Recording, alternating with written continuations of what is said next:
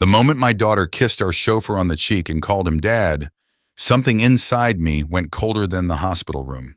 My wife leaned against his chest as if I were already dead. "Just 3 more days," she whispered. "Then it's all ours." Emily smiled at him. "3 more days, Dad, we're almost there." I kept my eyes closed. The door clicked shut behind them. Only then did I reach for the phone beside my bed and call the one man they had never bothered to notice. "My gardener." "Help me," I whispered, "and you'll never have to work again." There was a pause on the line. Then Miguel Hernandez said, "Mr. Carter, I've been waiting years for you to ask." 3 hours earlier, I had still believed I was a fortunate man. At 68, I had a comfortable home in Greenwich, Connecticut, a successful commercial real estate company, and enough money that my wife never had to check the price of anything. Linda and I had been married 39 years. Our daughter Emily was 36 and lived 5 minutes from our estate. I had always told myself that everything I built was for them. That morning, my cardiologist, Dr. Shaw, stood beside my bed with a chart held against his chest. His expression was careful, the way doctors look when they are about to hand you a truth too heavy to carry. "William," he said, "your heart is failing faster than we expected." Linda gasped and pressed a tissue beneath one eye. Emily covered her mouth. I asked the only question that mattered. "How long?" Dr. Shaw hesitated. "Without immediate intervention, perhaps 3 days." 3 days. 72 hours after a lifetime of work bills, birthdays, arguments, Christmas mornings, and promises. Linda took my hand. "You're not alone," she said. At the time, I believed her. Dr. Shaw explained that he needed to review one last surgical possibility with his team. Then he stepped into the hallway and pulled the door closed behind him. Linda waited 5 seconds. Not 10, 5. Then she released my hand as though it disgusted her. I kept my breathing shallow and my eyelids still. Her shoes crossed the floor. When I opened my eyes the width of a fingernail, I saw her slip into Daniel's arms. Daniel Price had been our chauffeur for 12 years. He had driven Linda to charity luncheons, Emily to the airport, and me to more business dinners than I could count. Linda whispered those words about everything becoming theirs. Then Emily entered the room, kissed Daniel's cheek, and called him Dad. I felt no rage at first, only humiliation. I had paid for Emily's college, walked her down the aisle, and sat beside her through a miscarriage that nearly broke her. Yet she looked at another man with a tenderness she had not shown me in years. They left without saying goodbye. That was when I called Miguel. He had cared for my property for 34 years. Quiet, steady, observant Miguel, the man Linda treated like furniture. When he answered, I told him exactly what I had heard. He did not sound surprised. "Can you come to the hospital?" I asked. "I'm already on my way," he said. "And sir," "Yes, do not sign anything your wife puts in front of you." Then the line went dead. For the first time that day, fear gave way to something else. Purpose. Miguel arrived less than 40 minutes later, carrying nothing but an old canvas jacket and the same worn baseball cap he'd worn for as long as I could remember. The nurse assumed he was another maintenance worker. She smiled politely and pointed toward the waiting area. "I'm here to see Mr. William Carter." She looked uncertain. "Family only." Before I could speak, my attorney, Charles Benton, stepped off the elevator. "I'll take responsibility for the visitor," he said. Within moments, Miguel quietly entered my room and closed the door. For 34 years, I'd watched that man trim hedges, plant roses, repair broken fences, and rake leaves every autumn. I had trusted him with my property. I suddenly realized I'd never truly asked about his life. He walked to my bedside and looked at me with genuine concern. "I'm sorry it happened this way." "So, you knew." He nodded once. "I knew something was wrong. I just didn't know when you'd finally see it." I stared at the ceiling. "My own daughter." Miguel pulled up a chair. "I don't believe your daughter started out this way." Those words surprised me. Most people would have immediately condemned Emily. Miguel didn't. Instead, he sighed. "Your wife changed long before your daughter did." I turned toward him. "What do you mean?" He folded his weathered hands together. "The first few years I worked for you, Mrs. Carter used to help me carry flower pots. She'd bring me lemonade in the summer." I smiled faintly. "I remember." "Then your business exploded." He didn't say another word. He didn't have to. Success had changed our lives. It had also changed Linda. "You were traveling almost every week," Miguel continued. "Chicago, Dallas, Seattle, wherever the next deal was. I was building our future." "I know." He wasn't accusing me. That somehow hurt even more. "You trusted Mrs. Carter with everything." "I did." "The checkbooks?" "Yes." "The household accounts?" "Yes." "The staff?" I nodded again. Miguel reached into his jacket. "I hoped I'd never need these." He placed a thick envelope on my blanket. Inside were photographs, bank copies, handwritten notes, security camera stills. I looked at the first picture. Daniel's car sat outside our guest house at nearly midnight. The timestamp read October 14th, 3 years earlier. Another photograph. Linda walking hand in hand with Daniel through the estate gardens while I was attending a conference in Denver. Another. Daniel carrying suitcases into the guest house after midnight. Another. Linda kissing him beside the greenhouse. My stomach tightened. How long? Miguel looked down. At least 4 years. I couldn't breathe. 4 years. Thousands of dinners. Hundreds of lies. Dozens of anniversaries. Every family photograph from those years suddenly felt fake. I tried telling you once. I looked up. When you remember asking why I wanted to install cameras near the greenhouse, I nodded. You laughed and said nobody would ever steal your roses. He smiled sadly. I wasn't protecting flowers. Silence filled the room. Then Miguel pulled out another envelope. This one is worse. Inside were copies of wire transfers. Large amounts. $20,000, $35,000, $50,000. All approved from household accounts. All transferred into companies I'd never heard of. I frowned. I don't recognize these businesses. You wouldn't. Miguel slid one final sheet toward me. They're controlled by Daniel. For a long moment I simply stared. It wasn't just an affair. It was theft. Planned. Patient. Years in the making. I rubbed my face. Why didn't you quit? Miguel smiled softly. Because your father gave me my first job when I came to this country. I'd almost forgotten. My father had hired Miguel in 1990 after meeting him at our church. He told me something I've never forgotten, Miguel said. What was that? A man's character isn't measured by how he treats his boss. It's measured by how he treats the man mowing his lawn. Tears burned my eyes. My father always liked you. Miguel nodded. He became family to me. He leaned forward. And that's why I stayed. I looked at the envelope scattered across my bed. Is this everything? Miguel slowly shook his head. No, sir. It gets worse. I barely had time to process the bank records before Miguel laid another envelope on my hospital bed. He didn't push it toward me. He simply rested his hand on it. I almost burned these, he said quietly. Why? Because I hoped I was wrong. My heart pounded harder than it had all day. What is it? He looked me straight in the eye. The reason your daughter called Daniel Dad. For a moment I couldn't move. Every terrible possibility rushed through my mind. Was Daniel really Emily's biological father? Had Linda betrayed me before we were even married? Had my entire life been built on someone else's lie? With trembling hands, I opened the envelope. Inside were photographs, not romantic ones, family ones. Daniel sitting beside Emily at her college graduation. Daniel helping her move into her first apartment. Daniel carrying boxes into the house after her wedding. Daniel holding Emily's newborn son while I stood in the background talking with relatives. I frowned. I was there. Miguel nodded. You were. I don't understand. You were always there. He paused. Just never beside her. That sentence hurt more than any photograph. Miguel wasn't accusing me. He was telling the truth. For over 30 years, I'd worked 12-hour days. Business trips became normal.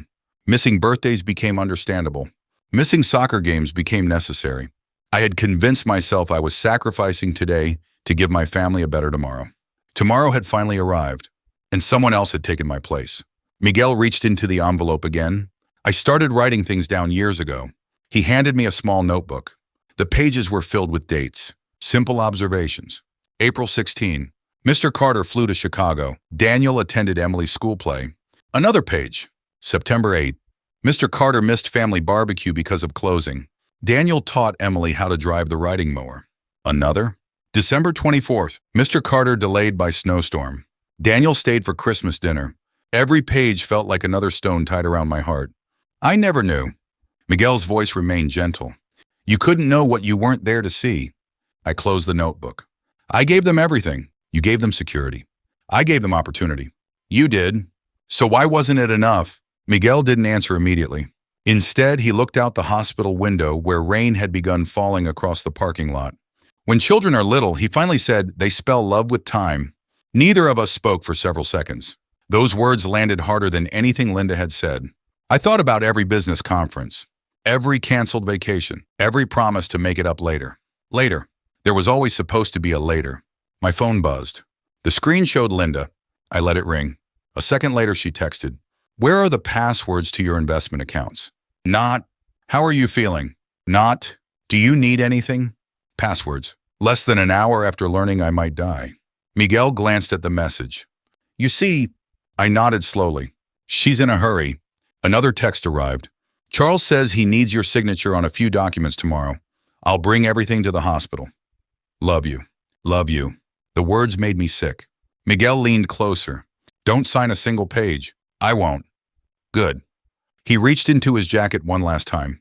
This is why I really came. He handed me a small black flash drive. I copied every security recording before Mrs. Carter had them erased. I stared at it. Erased, Miguel nodded. Last month, she ordered a new surveillance company. Why? They told the staff they were upgrading the system. He looked directly at me. They weren't upgrading it. They were deleting the past. For the first time since hearing I had only 3 days to live, I realized something terrifying. Linda hadn't started planning after the doctor's diagnosis. She'd been planning for a very long time, and whatever was on that flash drive was something she never wanted me to see. I held the flash drive in my palm for nearly a minute before plugging it into my laptop. Miguel stood beside the hospital window without saying a word. I don't know if I'm ready, I admitted. You'll never be ready, he replied, but you deserve the truth. The first video loaded. It was from the security camera above the garage. The timestamp read, 11 months earlier. Linda stepped out of Daniel's SUV. She laughed at something he said before kissing him. Not a quick kiss. Not a mistake. The kind of kiss shared by two people who believed no one was watching. I clicked to the next recording. Another month. Another camera. The backyard. Linda slipped her hand into Daniel's while they walked through my garden. The same garden where I'd planted a maple tree the day Emily was born. Another clip. Daniel carrying expensive artwork from my office into the guest house. Linda following with several locked document boxes. I paused the video. They were stealing from me right inside my own home. Miguel nodded. They knew you trusted everyone. I leaned back against my pillow. No, I shook my head. They knew I trusted her. There was a difference. One I understood far too late. Just then someone knocked softly. Dr. Shaw stepped inside carrying another folder. I need a few minutes alone with Mr. Carter. Miguel quietly excused himself. As soon as the door closed, Dr. Shaw pulled up a chair. I've been reviewing your test results with the surgical team. I smiled weakly. Planning my funeral already? He didn't smile back. No. He opened the folder. I believe we've been focusing on the wrong sentence. I frowned. What do you mean? This morning I told you that without immediate intervention, you might have only 3 days. I remember every word. You stopped listening after that. He wasn't wrong. I had. There is another option. He placed several scans on the bed. A ventricular assist procedure. I thought I wasn't a candidate. Last month you weren't. He pointed to a new report. But another specialist reviewed your case this afternoon. He leaned forward. You have a real chance. I stared at him. A real chance? He nodded. I can't promise a miracle. I don't need a miracle. I can promise that your situation is no longer hopeless. For the first time since sunrise, hope entered the room. What are my odds? Better than they were yesterday. I laughed quietly. Doctors really hate giving numbers. We've learned life doesn't always follow percentages. I looked at the ceiling. 3 days. Those words had already changed my family. Now they might not even be true. Dr. Shaw folded his hands. There is one problem. I waited. The surgery has to happen quickly. How quickly? Tomorrow morning. I didn't hesitate. Do it. He smiled for the first time all day. I was hoping you'd say that. As he gathered his papers, another thought struck me. My wife. What about her? Don't tell her. He looked surprised. I don't want anyone to know. Mr. Carter, please. He studied my face for several seconds. You believe someone is waiting for you to die? I answered without emotion. I don't believe it anymore. I knew it. Dr. Shaw slowly nodded. I'll mark your chart as confidential. Thank you. After he left, Miguel returned. I told him everything. Instead of celebrating, he became unusually serious. This changes our plan. It does. If they think you're dying, he stopped. They'll make mistakes. What kind of mistakes? The kind guilty people always make. Late that afternoon, Linda arrived carrying homemade soup, fresh flowers, and a leather folder. She kissed my forehead. You look better. I feel better. That's wonderful. She smiled so warmly that for one dangerous second, I almost questioned everything I'd heard. Then she placed the folder on my lap. Honey, she said softly, there are just a few papers we should take care of while you're still feeling strong. I didn't open it. Instead, I looked into her eyes. For nearly 40 years, I had believed I knew the woman sitting beside my bed. Now I wondered if I had ever known her at all. I left the leather folder exactly where Linda had placed it. She watched it. Not me. The folder. Like a fisherman watching a line waiting for the slightest tug. "Aren't you going to look?" she asked sweetly. I managed a tired smile. "Not right now. It's only routine paperwork. I've signed enough routine paperwork to know nothing's ever routine." She laughed softly, but I noticed something new. Her smile disappeared almost instantly. For years I had believed Linda was naturally warm. Now I realized every expression seemed to arrive exactly when she needed it. She reached for my hand. "I just don't want you worrying about business." "I appreciate that." Another lie. From both of us. She squeezed my fingers.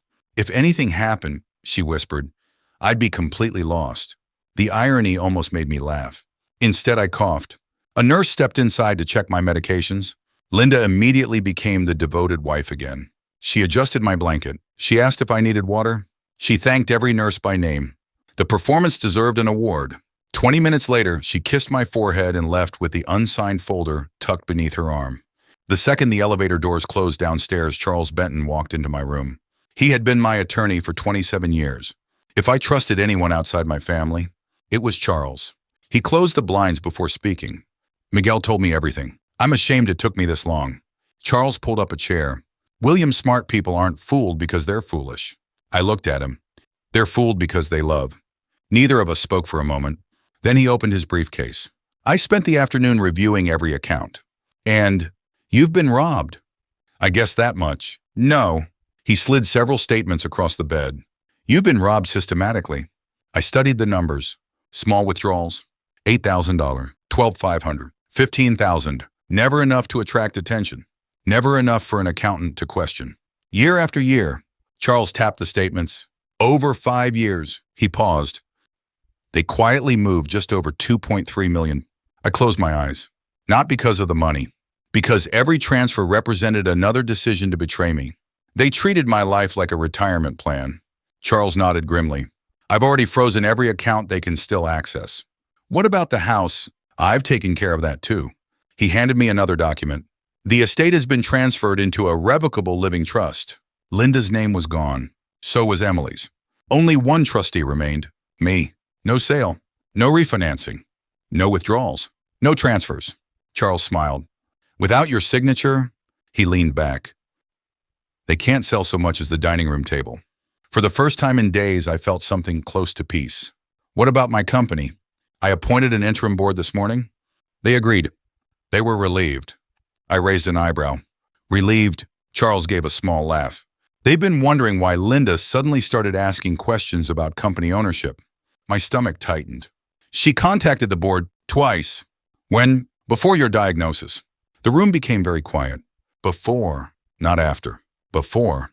This wasn't panic. It wasn't grief. It wasn't desperation. It was preparation. Miguel had been right. This hadn't started with the doctor's words. It had started months, maybe years. Earlier, Charles gathered his papers. "One more thing." He handed me a sealed envelope. "If something happens during surgery tomorrow," I interrupted him. "I'm coming back." He smiled. "I hope you do." "But if I don't," he nodded. "Open this only if you believe you're truly saying goodbye." After he left, Miguel returned carrying fresh clothes for me. He looked unusually cheerful. "I have news." "What happened?"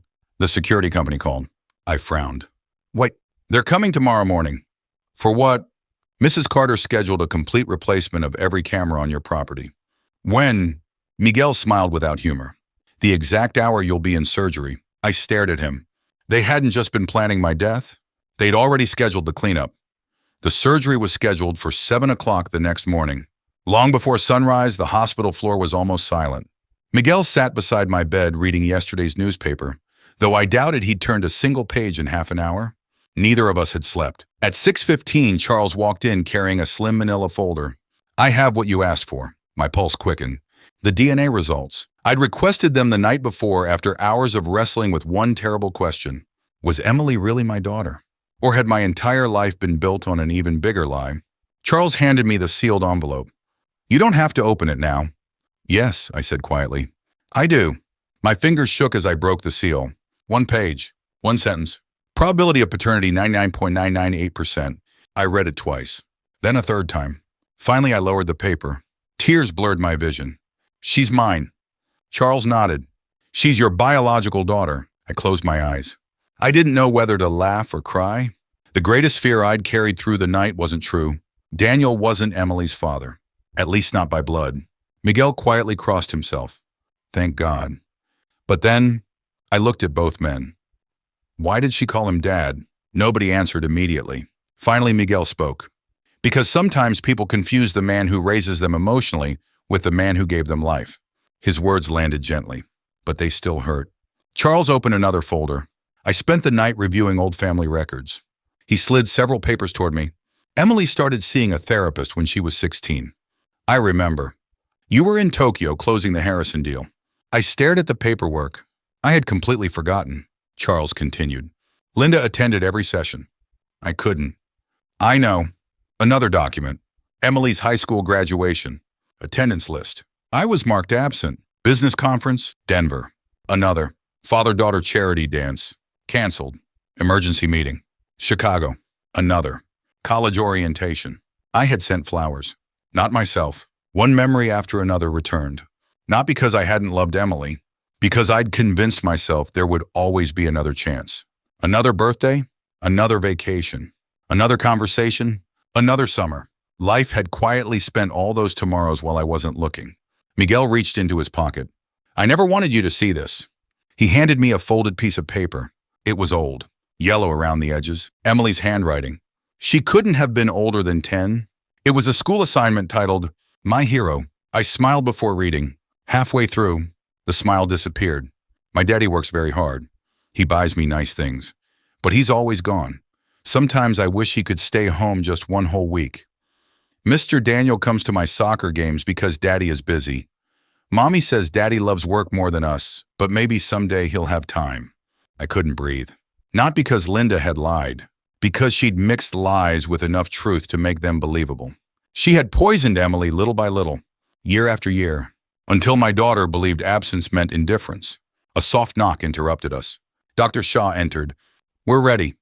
As the nurses began rolling my bed towards surgery, my phone buzzed. A message from Linda. Daniel and I are taking Emily to breakfast while you're in surgery. Let us know when you wake up. Love you. I stared at the screen. For the first time, I noticed she hadn't written. We'll be waiting, because she never expected me to wake up. As the operating room doors opened, I whispered one sentence to Miguel. If I come back, he squeezed my shoulder. You will. Don't let them celebrate too early, Miguel smiled. I've waited 34 years to protect this family. He looked toward the operating room. And today, Mr. Carter, I finally get to do it. The first thing I heard was the steady rhythm of a heart monitor. Beep, beep, beep. It wasn't heaven. It wasn't silence. It was life. I opened my eyes slowly. The room was dim, and every muscle in my body felt as though it had been pulled apart and stitched back together. Dr. Shaw noticed me first. A smile spread across his tired face. Welcome back, William. I tried to speak, but only a raspy whisper escaped. Did it work? He nodded. It did. Relief washed over me so suddenly that tears slipped down my temples. For the first time in days, they weren't tears of grief. They were tears of gratitude. You gave us quite a scare, Dr. Shaw said, but your heart is responding better than we expected. How long? You've been asleep for almost 18 hours. 18 hours. Long enough for Linda to believe the worst. Long enough for guilty people to become careless. Dr. Shaw leaned closer. Your attorney and Mr. Hernandez have been very busy. I hope that's good. It depends on which side you're on. He gave my shoulder a gentle pat before leaving me to rest. About 20 minutes later, Miguel quietly slipped into the room. For the first time in 34 years, I saw him grinning from ear to ear. You look terrible, he said. I laughed weakly. So I've been told. He pulled his chair closer. I've got news. I'm listening. You were right. About what? They celebrated. My chest tightened. Miguel reached into his pocket and placed his phone on the blanket. I recorded everything. He pressed play. Linda's voice filled the room. I can't believe it's finally over. Glass clinked. Someone laughed. Daniel, we've waited long enough. Emily spoke next. She sounded uncertain. Shouldn't we wait until the hospital calls? Linda answered immediately. They wouldn't have stopped calling if there were good news. Daniel chuckled. By tomorrow, the estate is ours. Then came another sound. Champagne being poured. I closed my eyes. Not because I couldn't bear hearing it, because I could picture it perfectly. The dining room. Crystal glasses. My favorite wine. The same room where we'd celebrated anniversaries, birthdays, and Christmas dinners. Now they were celebrating my death. Miguel stopped the recording. It gets worse. He opened another video. This one came from the estate's front security camera. The timestamp showed 9:42 a.m. A moving truck backed into the driveway. Several workers began loading furniture. My furniture. The antique grandfather clock my father had restored. My mother's china cabinet. Even the bronze eagle that had stood in my office for 20 years. They didn't waste any time, I whispered. Miguel shook his head. They thought nobody could stop them. What happened? I did. He smiled modestly. I showed them the trust documents Charles prepared. What did Linda say? Miguel laughed softly. She said there had to be some mistake. And Daniel, he threatened to sue everyone. That almost made me smile. Miguel continued. The movers packed everything back into the house. For a moment, neither of us spoke. Then he became serious again. Emily didn't celebrate much. I looked at him. What do you mean? She smiled. He hesitated. But she cried when nobody was looking. I stared toward the window. Part of me wanted to hate her. Another part remembered the little girl who used to run barefoot through my gardens chasing butterflies. Could both versions of Emily exist at the same time? Miguel seemed to read my thoughts. She's responsible for her choices. I know. But she's also been living inside someone else's lies. Before I could answer, Charles entered carrying a folder. The investigators are ready. For what? To confront Linda. I frowned. So soon? Charles nodded. They believe she'll start destroying evidence the moment she realizes you're alive. He smiled. I think it's time your family discovered that the funeral they planned, he paused, isn't happening after all. I wasn't there when the investigators arrived at my house. I didn't need to be. For the first time in days, I understood something important. Revenge didn't require me to scream. The truth could speak for itself. Charles placed his laptop on the rolling tray beside my hospital bed. We have permission to monitor the security cameras in real time. The front gate appeared on the screen. At exactly 10:17 a.m., 2 black SUVs rolled into the driveway. 3 investigators stepped out, followed by 2 uniformed officers. Linda opened the front door wearing a black dress. The same dress she'd bought for a charity gala 6 months earlier. Today she'd chosen it because she believed she was about to become a wealthy widow. She smiled politely. Can I help you? The lead investigator introduced himself and handed her an official document. Her smile disappeared. I'm afraid there must be some mistake. There isn't, Mrs. Carter. We're here regarding financial fraud, embezzlement, forged signatures, and the unlawful transfer of a corporate and personal assets. Linda's face turned white. Daniel appeared behind her. Who the hell are you people? Charles muted the audio and looked at me. They're reading them their rights. I nodded silently. The sound wasn't necessary anymore. Their expressions told the story. Daniel demanded to see a warrant. The investigators handed him one. Linda reached for her phone. One officer calmly stopped her. No phone calls right now, ma'am. She looked terrified. For the first time in years, she wasn't in control. The investigators entered the house. One by one, they carried out document boxes, desktop computers, external hard drives, even the safe from my home office. Miguel smiled quietly. They never found the backups. The flash drive, he nodded. That was only one copy. Charles added every deleted security recording was recovered. Every kiss. Every late-night meeting. Every box carried into the guest house. Every secret. Nothing had truly disappeared. An hour later, another vehicle pulled into the driveway. Emily. She climbed out of her car, looked at the police vehicles, and froze. Even from the security camera, I could see the confusion on her face. She hurried toward the front door. An investigator stopped her. She pushed past him anyway. The front door opened. She disappeared inside. Almost 20 minutes passed. Then the door opened again. Emily stumbled outside. She wasn't angry. She wasn't yelling.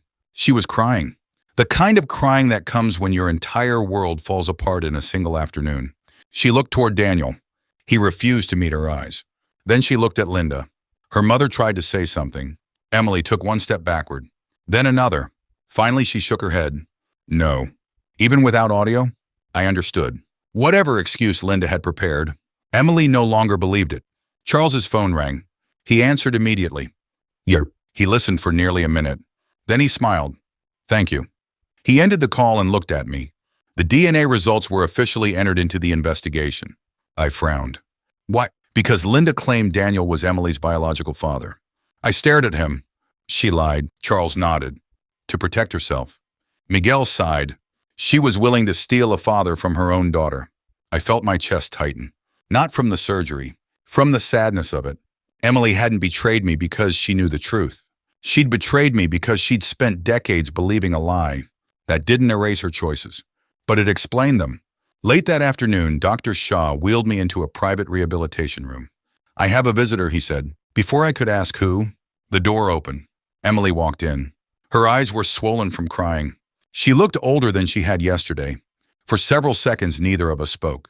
Then she looked at the floor and whispered the words I'd waited years to hear. "I'm so sorry." Emily stood just inside the doorway, as though she wasn't sure she deserved to come any closer. She looked exhausted, not physically, emotionally. The confident woman who had walked into my hospital room 2 days earlier was gone. In her place stood a little girl who had suddenly realized the ground beneath her entire life had disappeared. "I'm so sorry," she whispered again. I studied her face. She had Linda's eyes, my father's stubborn jaw. When she was 5 years old, she'd insisted on wearing rain boots every single day, even in July. I'd laughed until my sides hurt as she stomped through the backyard puddles after a summer storm. That little girl still existed somewhere. But she had become buried beneath years of lies, resentment, and terrible choices. I finally broke the silence. "What are you sorry for?" Emily looked up, startled. Tears filled her eyes. "I don't even know where to start." "Try." She took a shaky breath. "I believed Mom." I nodded slowly. "I know. I believed everything she ever said about you." Another pause. "She told me you loved your company more than your family." I closed my eyes for a moment. "There were times it probably looked that way." Emily wiped away another tear. "She said every business trip meant you were choosing work instead of me." I couldn't argue. I had missed birthdays, dance recitals, graduations, family dinners. Not because I didn't love her, because I believed providing for my family was the greatest expression of love. Somewhere along the way, I forgot that children measure love differently. Emily reached into her purse and pulled out a folded photograph. "I found this yesterday." She handed it to me. It was an old picture from my company's 20th anniversary. I was standing behind a podium giving a speech. Emily couldn't have been more than 12. She was sitting alone at one of the banquet tables, looking directly at the camera, waiting. "I remember that night," she said quietly. "I told Mom I wanted to go home." "What did she say?" Emily looked down. "She said you were too important to be bothered." My heart sank. I never knew. "I know." For the first time since she'd entered the room, she looked directly into my eyes. "I thought Daniel cared more." I nodded. "He was always there." "He was, but now I understand why." Her voice cracked. "He wasn't being a father." She shook her head. "He was replacing one." The room became very still. After a long silence, I asked the question I'd carried in my heart for days. "When you called him Dad?" Emily covered her face. "I wanted to hurt you." The honesty stung. "But after Mom spent years telling me you never wanted me," she looked at me with tears streaming down her cheeks. "I convinced myself you deserved it." I didn't answer immediately. Instead, I reached over and picked up the photograph again. "I failed you." Emily shook her head. "No, I did. I wasn't there enough. You were working." I was absent. Neither of us tried to excuse it anymore, because both things were true. At that moment, Miguel quietly stepped into the room, carrying a small vase of fresh white lilies from the hospital garden. He stopped when he saw Emily. "I'm sorry," she said to him, "for how I treated you." Miguel smiled kindly. "We all make choices we'd like to take back." She looked at him through tears. "Do you think my dad could ever forgive me?" Miguel glanced at me before answering. "Forgiveness isn't a gift." He paused. "It's a bridge. You have to build it." Emily nodded. "I will." She turned back to me. "I don't expect you to trust me today, or tomorrow, or next year." She swallowed hard. "But if it takes the rest of my life," she stepped closer, "I'll earn it." For the first time since this nightmare began, I saw something I hadn't seen in my daughter for years. Not guilt, not fear, humility. And sometimes, that's where healing begins. 6 months later, I walked through my garden on a crisp October morning with a stronger heart than anyone had expected. Recovery wasn't easy. There were weeks when climbing a flight of stairs left me breathless. There were mornings when my chest reminded me that second chances always come with scars. But every sunrise felt like a gift. Miguel was trimming the rose bushes near the front gate when he saw me. "You should still be taking it easy," he called. "I've been taking it easy for 6 months." He laughed. "Doctors would disagree." I smiled. "So would you." He wasn't just my gardener anymore. He had become the brother life forgot to give me. 2 months after my surgery, the court sentenced Linda. She pleaded guilty to fraud, forgery, embezzlement, and conspiracy. Daniel tried blaming everything on her. Linda blamed Daniel. Neither accepted responsibility until the evidence left them no choice. Watching the trial taught me something I never expected. People who build their lives on lies eventually become trapped inside them. Emily attended every hearing, not to defend her mother, not to defend Daniel, simply to face the truth. After the sentencing, she came to my house every Saturday morning. At first, she only stayed an hour. We drank coffee on the back porch. Sometimes we talked. Sometimes we sat in silence. Healing doesn't always begin with words. Sometimes it begins with showing up. One Saturday, she surprised me by carrying an old cardboard box into the kitchen. I found these in Mom's attic. Inside were dozens of photographs, pictures I'd never seen, birthday parties, school plays, family picnics. In nearly everyone, I was missing. Not because I'd chosen to stay away, because Linda had stopped inviting me. Business trips explained some absences. Her manipulation explained many others. Emily quietly wiped away a tear. I spent years blaming you for moments you never even knew happened. I reached across the table and took her hand. We can't change yesterday. She nodded, but we can decide what tomorrow looks like. That afternoon, we drove to the cemetery together. We stood beside my parents' graves. Emily knelt and gently placed fresh flowers beside my mother's headstone. "I'm sorry," she whispered. "I almost threw away the greatest man Grandma ever knew." I rested my hand on her shoulder. "Your grandmother would have told you something." Emily looked up. "What?" "Being wrong doesn't have to be the end of your story. It can become the beginning of a better one." A month later, I sold the estate. Not because the memories hurt, because I no longer needed a mansion to prove I had succeeded. Part of the money established the James Carter Integrity Scholarship named after my father. It helps hardworking students whose parents quietly sacrifice everything for their families. Miguel officially retired the same day. At our small celebration, I handed him an envelope. He smiled.